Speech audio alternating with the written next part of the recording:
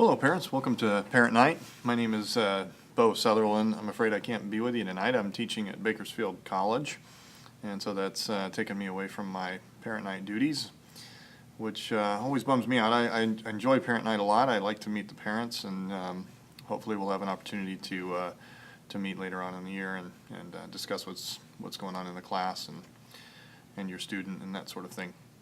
What I wanted to do is just take a little bit of time and introduce you to my class, introduce you to myself. Mr. Root, when we found out that my scheduling conflict had come up with Bakersfield College, we sort of decided this would be a good opportunity to show you what a flipped classroom looks like. It's not technically accurate because a flipped classroom would be you being at home watching a video, a lecture, something like that, and then coming into class and having it explained in class.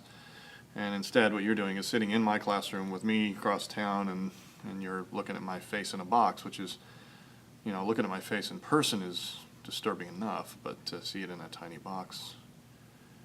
Yeah, anyway, I'm going to go ahead and move on. We'll talk about some of the details of the class here, and hopefully that'll be helpful to you. All right. Okay, for the junior CPI course, the texts that we use, you'll notice here, are Unshakable Foundations and Understanding the Times.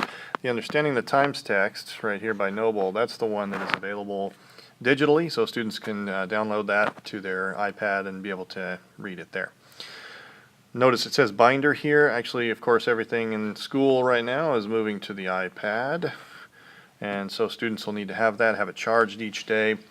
We'll have in-class reading assignments, journals that they will employ those iPads to accomplish.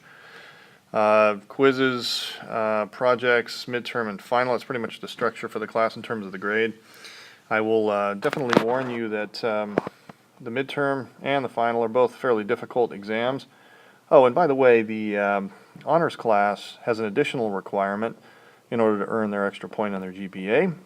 And that's an oral exam that takes place during basically finals season. It's a week before finals. So students will need to be prepping for that. Actually, all of my exams are pretty rigorous, so just remind your students to be studying fairly far in advance of those. I think that pretty well covers the requirements for us at this point. Okay, for this slide I thought I would share a little bit about myself and my teaching career and that sort of thing. Just a brief bio. It's my 9th year at BCHS. I've taught in Christian schools for 18 years and was in youth ministry for 3. So looking at that, I just now realized that I've been around teenagers a lot.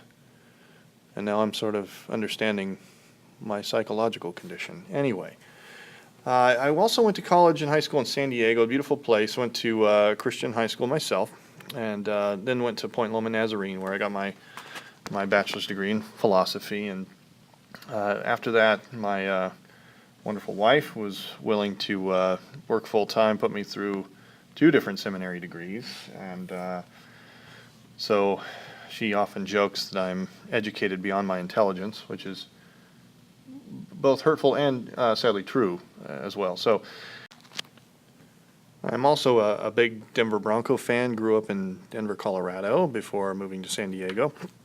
And so my dad brought me to games and taught me from an early age, good Christian doctrine that to pursue sanctification one had to be a Bronco fan. So that's why that has happened in my life. I also just don't know why I wanted to share such deep things with you, but I want you to know I love long walks on the beach, warm hugs, and fireside chats.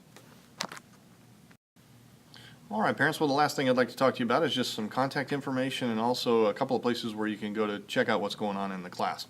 All right, you'll notice here that my phone number is right there, and if you leave a message for me there, I'll usually check that once a day, once every couple days, if it's a unusually crazy week. So go ahead and contact me there if you have any questions or any needs there. You'll notice that my email address is right there. I'm checking that probably a little bit more frequently, so if you'd like to have a quicker response, you can go ahead and check me out there. You'll notice here that I've got, I'm moving this thing around, there's my blog address for you. That one actually is a blog that I write for my own personal enjoyment, and it just is basically a place for resources for Christian apologetics, that kind of thing, articles that I'm pretty well constantly working on.